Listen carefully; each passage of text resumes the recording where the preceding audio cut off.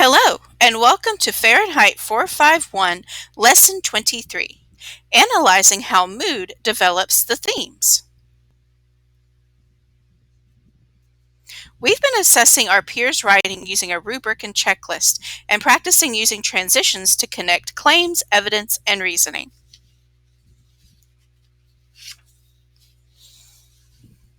Today, we will read The Sieve and the Sand from Fahrenheit 451 by Ray Bradbury, and we will analyze the mood in the text. For this lesson, you will need Fahrenheit 451 by Ray Bradbury, your reading protocol, conversation stems, and discussion tracker handout, your anchor text theme tracker back from lesson 10, your vocabulary log from lesson 1, and the dialectical journal handout posted in today's lesson, also found in your workbook.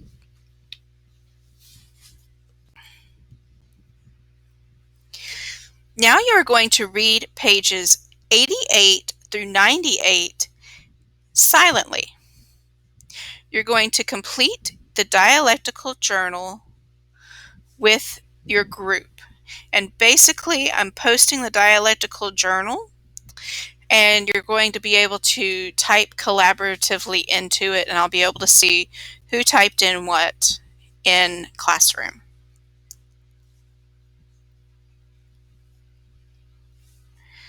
For the first dialectical journal text excerpt, I need you to be able to explain and understand what mobilize means in the passage.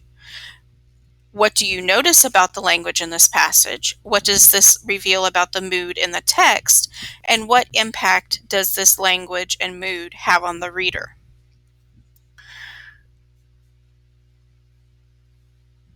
For the second dialectical journal text excerpt, I want you to tell me what you notice about the language in this passage, what it reveals about the mood in the text, and what impact it has on the reader. You will have 30 minutes to complete this activity.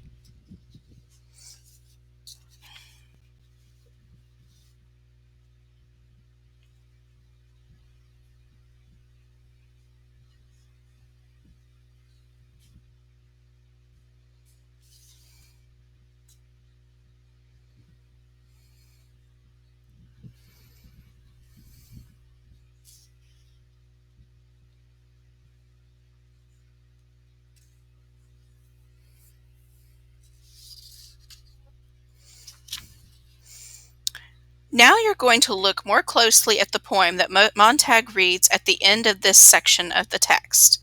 The poem is part of a larger work called Dover Beach by a man named Matthew Arnold. The poem is written in the 1800s, and the poet focuses on the feeling of living in a changing world. The sea of faith was once too at the full and round earth's shore, lay like the folds of a bright girdle, furled, but now I only hear its melancholy, long withdrawing roar, retreating to the breath of the night wind, down the fast edges, drear and naked shingles of the world.